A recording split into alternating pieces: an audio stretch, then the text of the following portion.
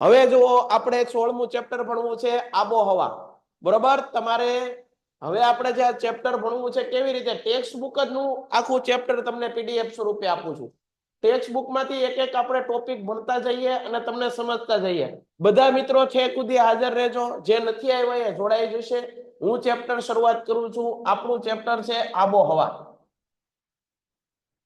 ખાસ ધ્યાન થોડુંક રાખી લેજો થોડીક બ્રાઇટનેસ હું ઓછી કરું છું ઓકે તમને બરોબર દેખાય તો છે ને મને એકવાર એટલું કહી ગયો તમને બરોબર દેખાય છે જેટલા લોકોને ક્લિયર દેખાતું હોય મને એકવાર કહી ગયો ક્લિયર દેખાય છે સર ક્લિયર દેખાય છે મારે ખાલી એટલું જ પૂછવાનું છે ક્લિયર દેખાય છે તમને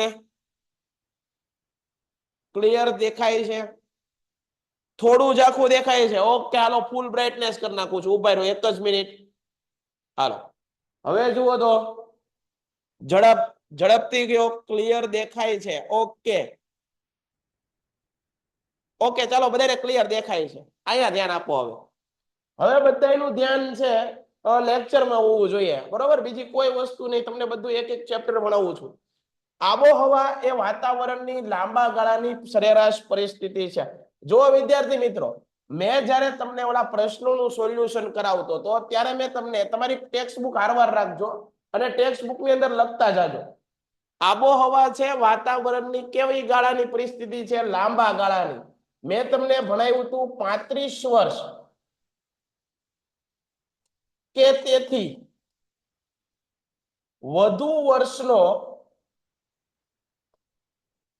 રેકોર્ડ તૈયાર કરવામાં આવે છે આબોહવાની અંદર રેકોર્ડ તૈયાર કરવામાં આવે છે બરોબર છે સમજાય છે મારું લખેલું બરોબર ક્લિયર દેખાય છે ઓકે 35 વર્ષ કે તેથી વધુ વર્ષનો રેકોર્ડ તૈયાર કરવામાં આવે છે કેમાં આબોહવામાં કઈ કઈ વસ્તુનો તો કે ભાઈ ભેજ વરસાદ તાપમાન દબાણ હિમવર્ષા ગરમી આ બધી વસ્તુનો અંદાજ તૈયાર કરવામાં આવે છે કેટલા વર્ષોનો 35 વર્ષનો આથી જુઓ તમે ટીવી ચેનલની અંદર સમાચાર પત્રો જોશો તો ક્યારેય આબોહવા સમાચાર નહીં હોય હવામાન સમાચાર સાંભળાય છે આબોહવા શબ્દ નહીં હોય કેમ કારણ કે આબોહવા વાતાવરણની કેવી સ્થિતિ છે લાંબા ગાળાની સ્થિતિ તો પહેલી વસ્તુ આપણે અહીંયા તમને એક બુકમાં તમને લખાવતો જાવ બરોબર તમે સમજતા જજો જોરદાર આપણે એકદમ વ્યવસ્થિત જુઓ અહીંયા લખાવું છું તમને આબોહવા એ કેવી છે આબોહવા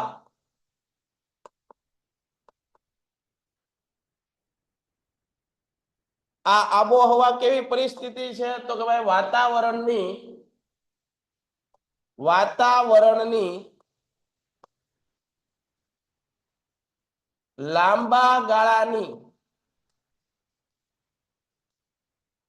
લાંબા ગાળાની પરિસ્થિતિ છે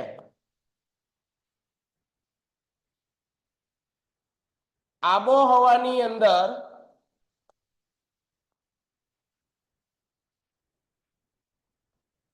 જે તે પ્રદેશની સરેરાશ આશરે 30 થી 35 વર્ષ હાલો આગળ વધીએ તો ભાઈ આબોહવા કેવી છે વાતાવરણની લાંબા ગાળાની પરિસ્થિતિ છે આબોહવાની અંદર જે તે પ્રદેશના 30 થી 35 વર્ષનો સરેરાશ રેકોર્ડ તૈયાર કરવામાં આવે છે શું કરવામાં આવે છે સરેરાશ રેકોર્ડ તૈયાર કરવામાં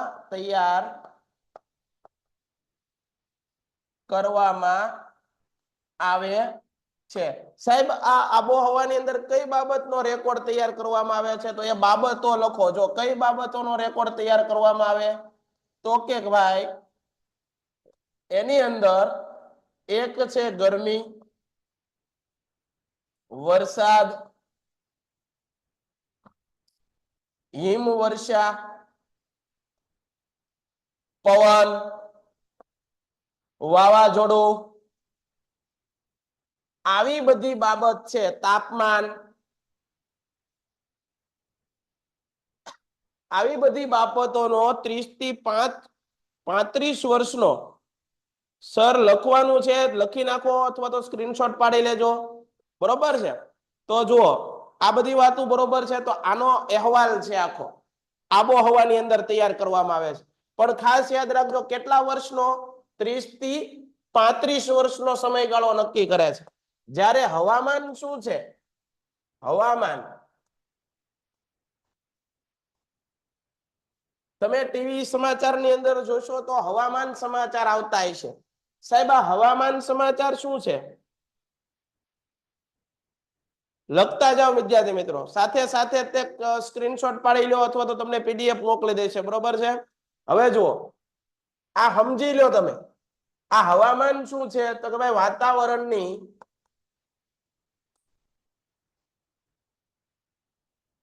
ટૂંકા ગાળાની પરિસ્થિતિ. કેવી? ટૂંકા ગાળાની પરિસ્થિતિ છે.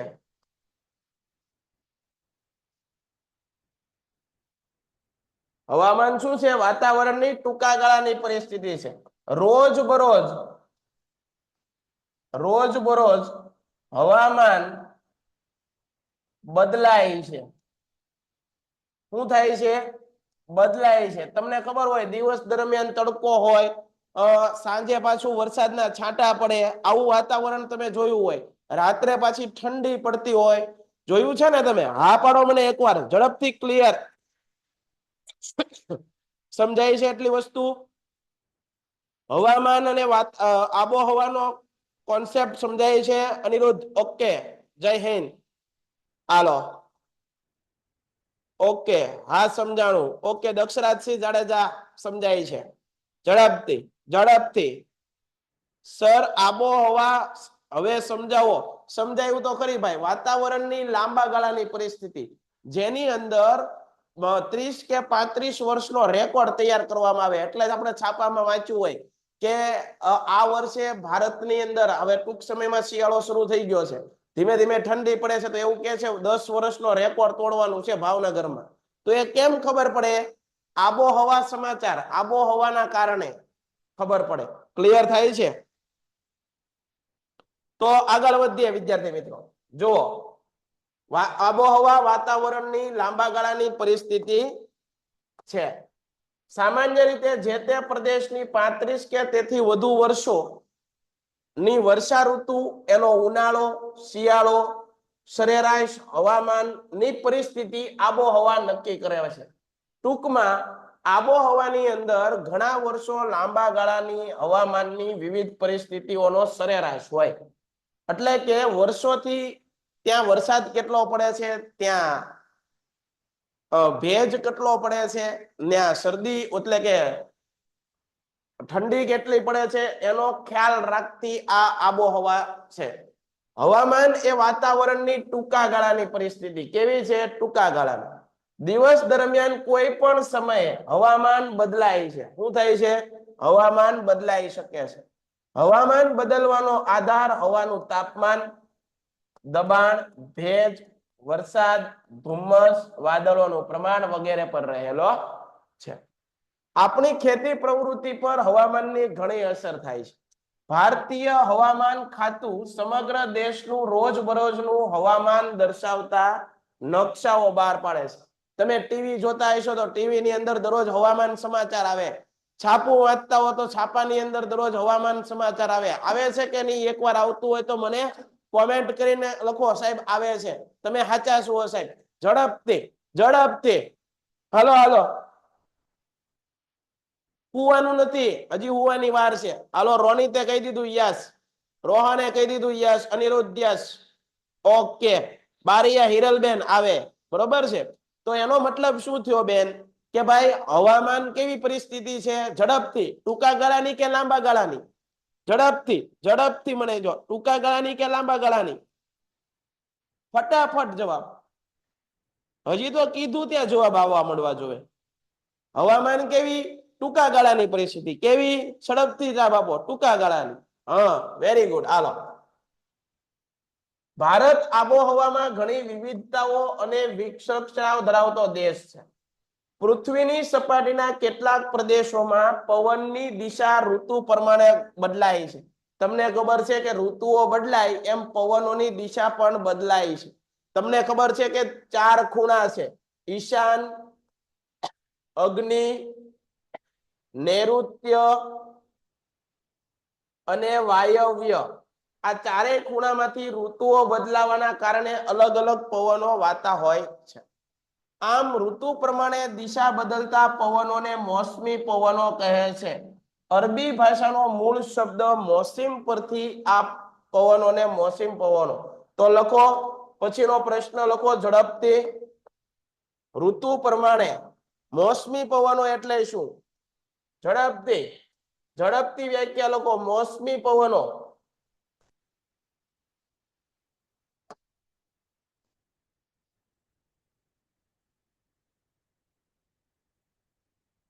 મોસમી પવનો એટલે શું?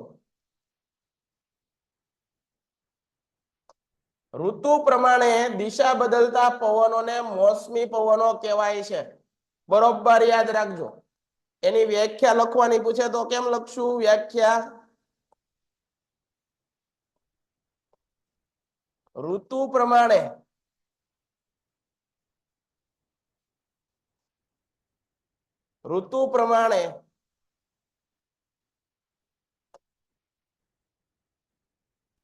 ઋતુ પ્રમાણે દિશા બદલતા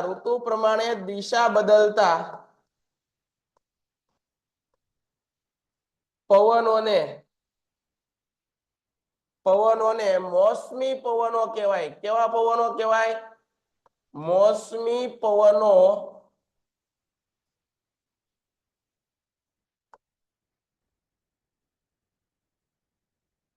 કહેવામાં આવે છે. બરોબર ધ્યાન આપજો. ઋતુ પ્રમાણે દિશાને બદલાતા પવનોને કેવા પવનો કહેવાય? મોસમી પવનો. આ મોસમ શબ્દ અરબી ભાષાનો શબ્દ છે. આ મોસમ શબ્દ કઈ ભાષાનો શબ્દ છે સાહેબ? અરબી ભાષાનો. કઈ ભાષાનો? અરબી ભાષાનો શબ્દ. કઈ ભાષાનો સાહેબ? અરબી ભાષાનો શબ્દ છે. અને એના પરથી મોસમ શબ્દ ઉતરી આવ્યો. એના પરથી કયો શબ્દ ઉતરી આવ્યો? મોસમ શબ્દ ઉતરી આવ્યો.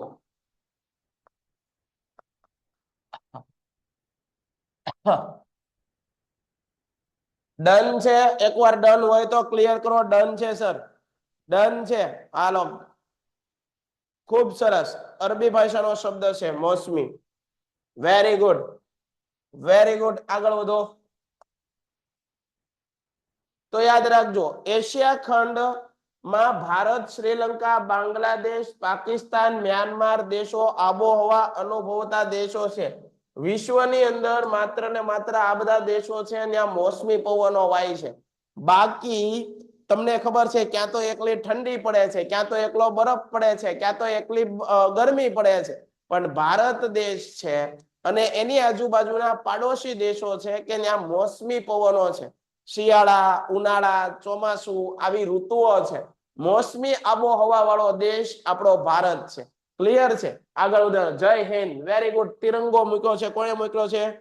જય હિન્દ. ભારત તો ભારત છે સાહેબ. Okay, very good. આગળ વધીએ છીએ. ઝડપથી આગળ વધીએ છીએ. ઋતુ પરિવર્તન. વિશ્વમાં એકમાત્ર દેશ કે જ્યાં ઋતુ પરિવર્તન જોવા મળે છે. જો અહીંયા લખું, વિશ્વનો એકમાત્ર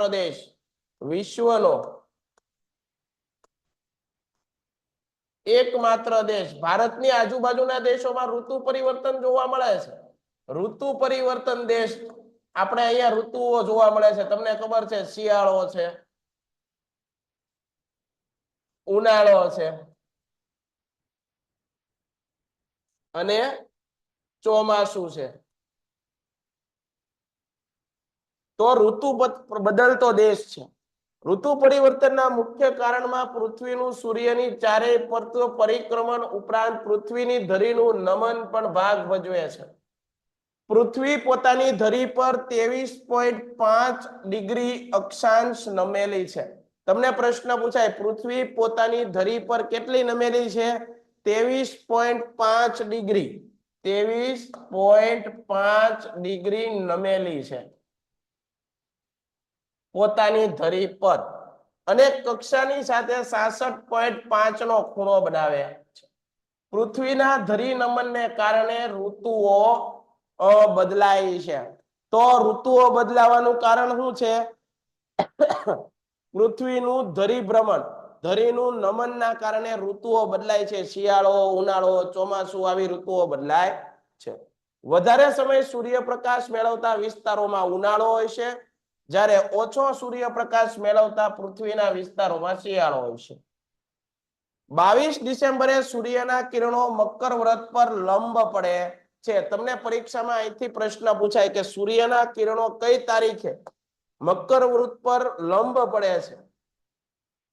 અહીંયા લખો પ્રશ્ન. સૂર્યના કિરણો, બીજી પીપીટી બનાવીએ આપણે.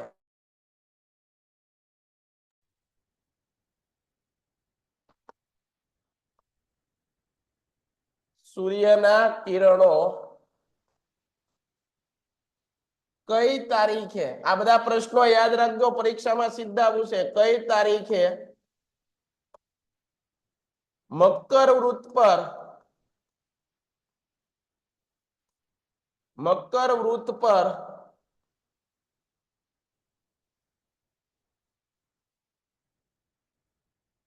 સીધા પડે છે? સૂર્યના કિરણો કઈ તારીખે મકર વૃત પર, ક્યાં મકર વૃત પર સીધા પડે છે? તો કઈ તારીખ આવે? 22 ડિસેમ્બર. મિત્રો આ તારીખ ભૂલતા નહીં. કઈ તારીખ? 22 ડિસેમ્બર. 22 ડિસેમ્બર ના રોજ સૂર્યના કિરણો કયા વૃત પર? મકર વૃત પર સીધા પડે છે. યાદ રાખજો. પૃથ્વી પર ઋતુઓ બદલાય છે શાના કારણે? બીજો પ્રશ્ન. પૃથ્વી પર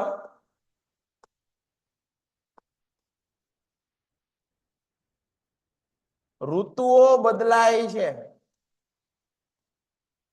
શાના કારણે?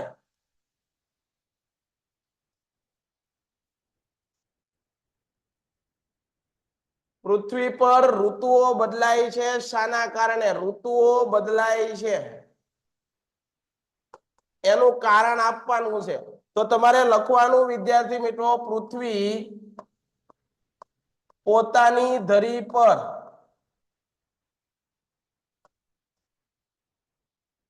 ,23.5 ડિગ્રી નમેલી છે. કેવી છે? નમેલી છે. આના કારણે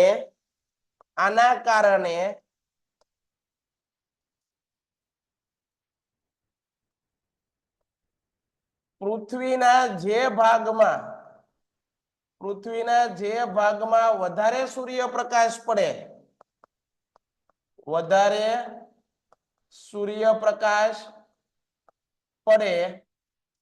તે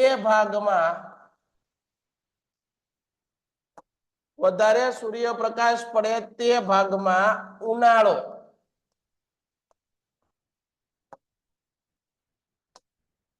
અને જ્યાં ઓછો સૂર્યપ્રકાશ પડે અને જ્યાં ઓછો સૂર્યપ્રકાશ પડે ત્યાં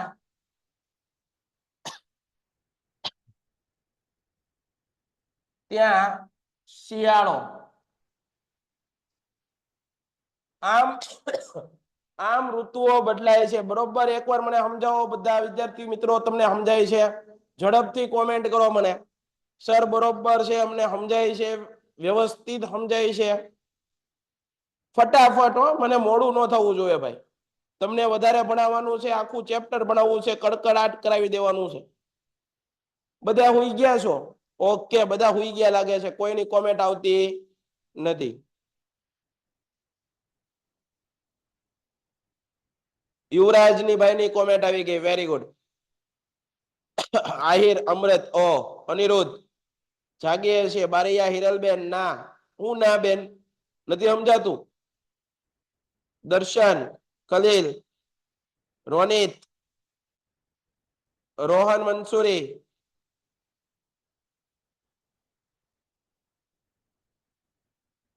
સર ચાલે, સ્ક્રીનશોટ લેવા દેજો. ઓકે,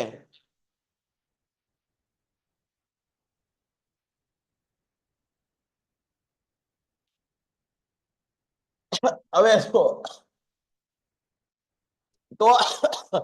22 ડિસેમ્બરે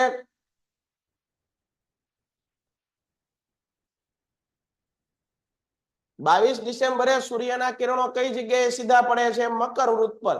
જ્યારે 21 જૂને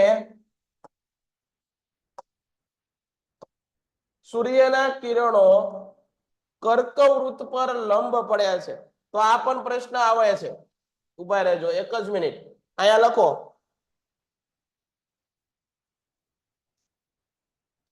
22 ડિસેમ્બરે સૂર્યના કિરણો સીધા ક્યાં પડે છે? મકર વૃત્ત પર. જ્યારે સૂર્યના કિરણો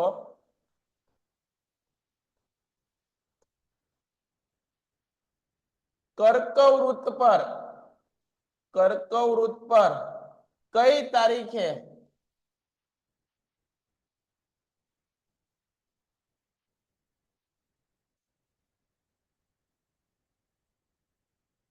કર્કવૃત્ત પર કઈ તારીખે સીધા પડે છે?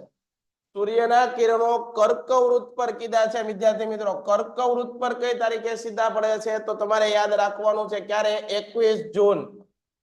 આ 21 જૂન નો દિવસ કયા દિવસ તરીકે ઉજવાય છે? મને કહી ગયો, હાલો ઝડપથી, બધાને આવડવો જોઈએ. 21 જૂન.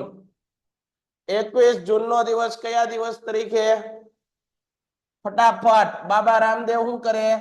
વિશ્વ યોગ દિવસ. સૌથી લાંબો દિવસ ને લાંબી રાત, વિશ્વ યોગ દિવસ.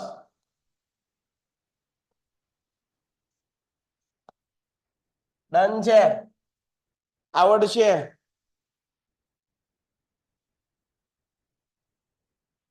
Very good. આંતરરાષ્ટ્રીય યોગ દિવસ Aniruddh. Very good. Khalil yoga. Good good. બધાનો જવાબ એકદમ સરસ રીતે તમે આપી રહ્યા છો અને લેક્ચરને જોઈ રહ્યા છો. બરોબર છે? બહુ સારી વાત કહેવાય. આવીને આવી રીતે જોડાતા રહ્યો એટલે તમને તમારા પ્રશ્નોના તમામ સમાધાન આપણે અહીંયા આપી દેવાના થાય છે. આગળ જોઈએ, ક્યાં હતા આપણે? તો આપણે 21 જૂન અને 22 ડિસેમ્બરનો જે કાંઈ પણ મુદ્દો હતો એ તમે ભણી ગયા છો. આગળ ઝડપથી વધવું છે. પૃથ્વી આવેલો છે. જો પૃથ્વી થોડીક નમેલી છે, આ બાજુ આમ નમેલી છે, અને આના કારણે સૂર્યનો જે પ્રકાશ સીધો જેટલા ભાગમાં વધારે પડતો હોય છે ત્યાં શું હોય છે? ઉનાળો. અને જેટલા ભાગમાં ઓછો પડતો હોય છે ત્યાં શું હોય છે? શિયાળો. યાદ રાખવું. આગળ જોઈએ, ધરી ભ્રમણ અને કક્ષા ભ્રમણની ગતિ સીધી અસર માનવ જીવનના ખોરાક, એના પોશાક, એના રહેઠાણ પર થાય છે. ભારત જેવા મોસમી આબોહવા ધરાવતા દેશોમાં ઋતુ પ્રમાણે દિશા બદલતા શિયાળાના અને ઉનાળાના મોસમી પવનોને ઋતુગત હવામાન પર વ્યાપક અસર કરે છે અને દરેક ઋતુના હવામાનને આગવા લક્ષણો આપે છે. આથી જ આ આબોહવા મોસમી આબોહવા. ભારત કેવી આબોહવા ધરાવતો દેશ છે? ઝડપથી મને કોમેન્ટ કરો.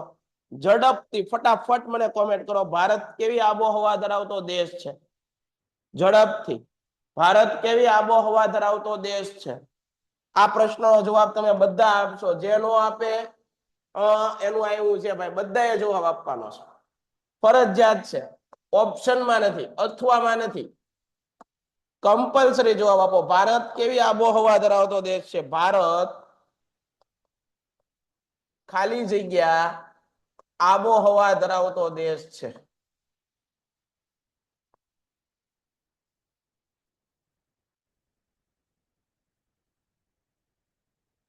ભારત ખાલી જગ્યા આબોહવા ધરાવતો દેશ છે. કેવી આબોહવા? મોસમી આબોહવા. કેવી? મોસમી આબોહવા. Very good. બધાનો જવાબ છે. અમૃત આહિર કે છે, યુવરાજ કે, અનિરુદ્ધ પટેલ, જ્યોતિ, રેહાન મંસૂરી, દર્શન બારિયા, હિરલ પટેલ, જ્યોતિ.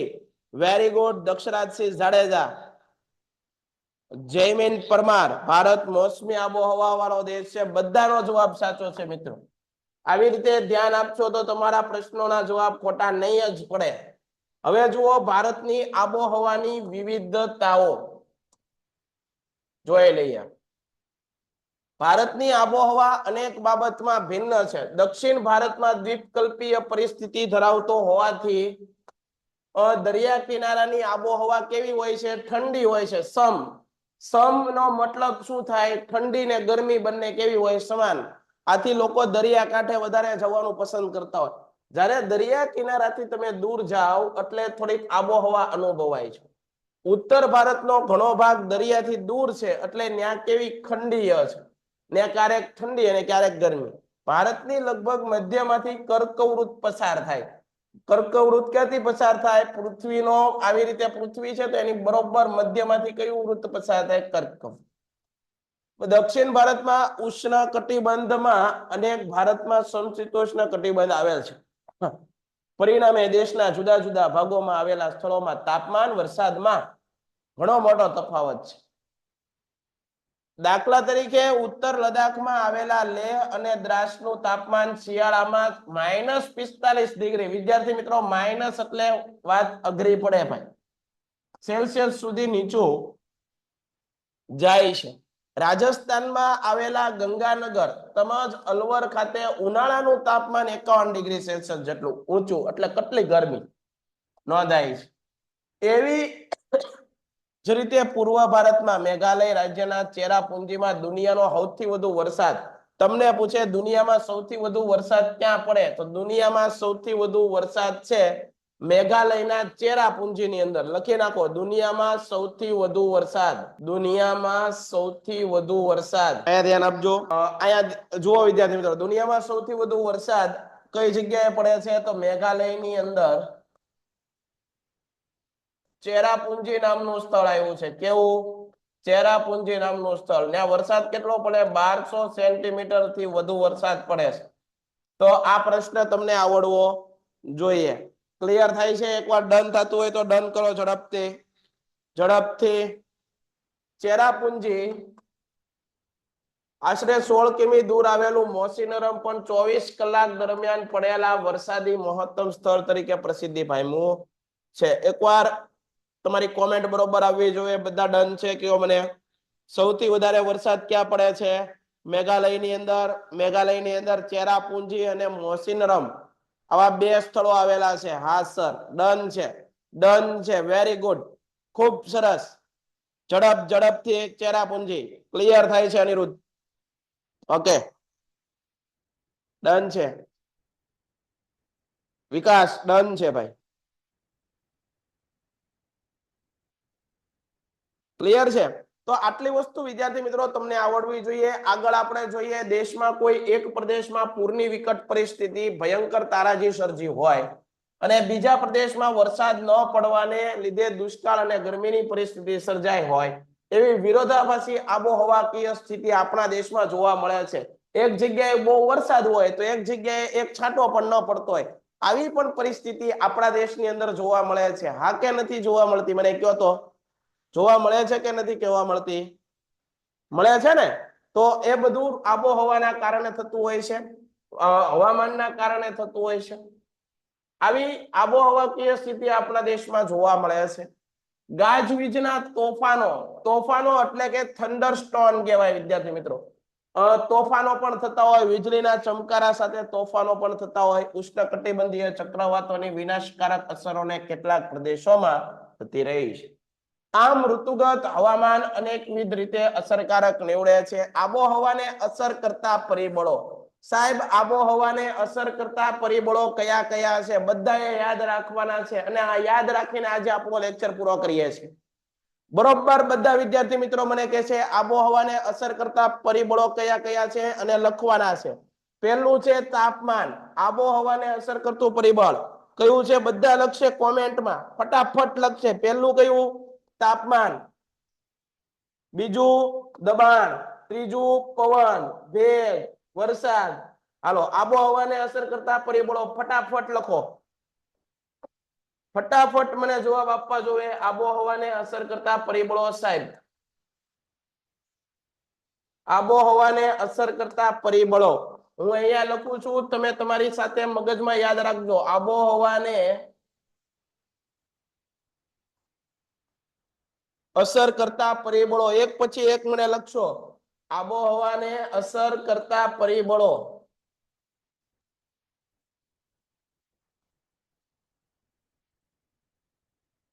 પરીક્ષામાં મિત્રો આવું જ પૂછાતું હોય જરૂર છે તો વધારે મહેનત કરવાની જરૂર છે બાકી કાંઈ ઘટતું નથી ક્લિયર થાય છે તો તમને આવડવું જોઈએ આબોહવાને અસર કરતા પરિબળો પહેલું કયું છે સરસ મજાનો જવાબ આપ્યો છે અનિરુદ્ધ તાપમાન વેરી ગુડ તાપમાન પહેલું લખ્યું તાપમાન બીજું લખીએ આપણે દબાણ શું લખીએ દબાણ એટલે કે પ્રેશર ત્રીજું લખીએ ભેજ વેરી ગુડ ભેજ ચોથું લખીએ વરસાદ એ પણ આબોહવાને અસર કરતું જ પરિબળ છે વરસાદ અને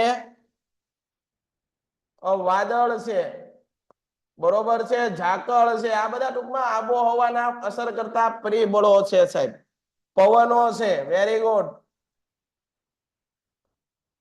તો આ બધા આબોહવાને અસર કરતા પરિબળો છે તો આટલી વસ્તુ ક્લિયર છે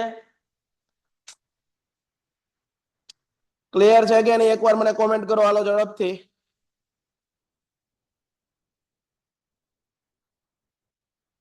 તો આજે આટલું રાખીએ છીએ કે ભાઈ આબોહવાને અસર કરતા પરિબળો કયા કયા છે તાપમાન દબાણ ભેજ વરસાદ વાદળ ઝાકળ પવનો આ બધા આબોહવાને અસર કરતા પરિબળો છે કેટલી વસ્તુ આપણે ચર્ચાઓ કરી વ્યવસ્થિત રીતે અહીંયા જોઈ લો એક વખત ફરીવાર ઝડપથી અહીંયા જે બોર્ડમાં વર્ક કર્યું છે જુઓ આજે આપણે કેટલી વસ્તુ ભણ્યા આબોહવા અને હવામાન વિશેની ડિટેલમાં માહિતી આપણે જોઈ આબોહવા કોને કહેવાય હવામાન કોને કહેવાય તમને કાલ આવડવું જોઈએ આગળ જોઈએ મોસમી પવનો એટલે શું ભારતને શા માટે મોસમી પવનો કહેવામાં આવે છે ત્યારબાદ જોઈએ કઈ તારીખે મકર વ્રત પર સૂર્યના સીધા કિરણો પડે કઈ તારીખે કર્ક વ્રત પર સીધા પડે બરોબર છે પૃથ્વી પર ઋતુઓ બદલાય છે તો બદલાય છે શાના કારણે પૃથ્વી નમેલી છે તો આ પણ વસ્તુ આવડવી જોઈએ ડન છે તો આજના પૂરતું એટલું જ કાલે ફરીવાર જ્યાંથી અટક્યા છીએ ત્યારથી શરૂ કરશું ત્યાં સુધી જય હિન્દ જય ભારત ધન્યવાદ ગુડ નાઇટ ડન છે હાલો જય હિન્દ કરીને આપણે આજનો લેક્ચર પૂરો કરીએ બધા વિદ્યાર્થી મિત્રો હાજર રહ્યા એ બદલ આપનો આભાર ચાલો ઝડપથી જય હિન્દ ફટાફટ વેરી ગુડ ગુડ નાઇટ ચાલો ઓકે ડન છે